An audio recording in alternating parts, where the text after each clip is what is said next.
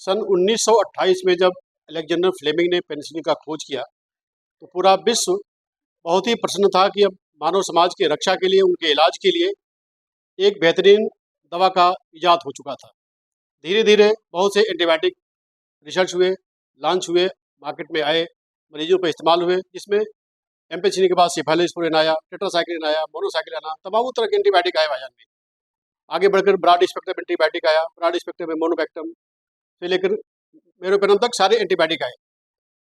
लेकिन धीरे धीरे गांव के डॉक्टर, झोला छाप डॉक्टर जिसको हम आज के डेट में कहते हैं, झोला छाप डॉक्टरों ने इस तरह से इस्तेमाल कर लिया कि इसका रेजिस्टेंस डेवलप हो गया। अंत में भारत सरकार और उत्तर प्रदेश सरकार दोनों को मिलकर एक निर्णय लेना पड़ा है कि अब कौन सा एंटीबायोटिक कौन डॉक्टर इस्तेमाल करेगा। इसको जानने के लिए आज हम उपस्थित हैं गोरखपुर के मुख्य चिकित्साधिकारी डॉक्टर आशुतोष दुबे जी के साथ।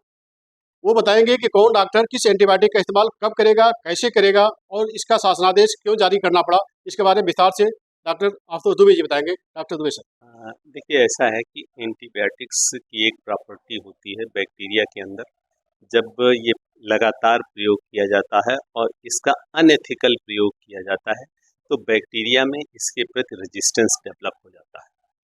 बैक्टीरिया अपने अनुवांशिकी आधार पर इतना परिवर्तन कर लेता है कि वो एंटीबायोटिक उस पर उपलब्ध प्रभावहीन हो जाता है। इसी को दृष्टिगत रखते हुए हमारे विभाग ने एक शासनादेश जारी किया, जिसमें यह चिकित्सकों को कहा गया है कि मतलब ग्रेड 1 का जो होते हैं वो होते हैं हमारे सामान्य चिकित्सक, आकस्मिक इकाई से लेकर के ओपीडी के चिकित्सक करेंगे। जो हमारी ग्रेड 2 के होते हैं ये विशेषज्ञ चिकित्सक करते हैं, और टर्शियरी ग्रेड की जो एंटीबायोटिक्स है उनको जो है हाईली क्वालिफाइड डॉक्टर्स करते हैं। और ये देखा गया है कि सीएमएस को ये अधिकार होता है, वो किसी भी ग्रेड की दवा लिख सकता है।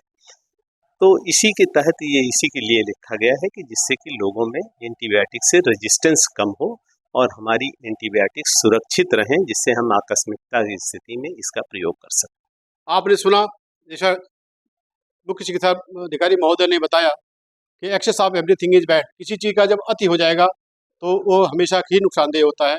दवाइयों का इस तरह से दुरुपयोग हुआ, इस तरह से दुरुपयोग हुआ, झोला छाप डॉक्टरों ने किया। अन्य डॉक्टर जो अननोन डॉक्टर्स थे, जिन्होंने दवाई के बारे में ठीक से पढ़ा नहीं और बिना डिग्री के डॉक्टर हैं, उन्होंने गाँव से लेकर देहातों तक हर जगह अपना जाल फैला करके दवाइयों का दुरुपयोग किया। आज शासन को यह निर्णय लेना पड़ गया कि अब कौन डॉक्टर क्या दवा लिखेगा। अभी आप सुन रहे थे डॉक्टर आशुतोष दुबे जी, जो मुख्य चिकित्सा अधिकारी हैं गोरखपुर के।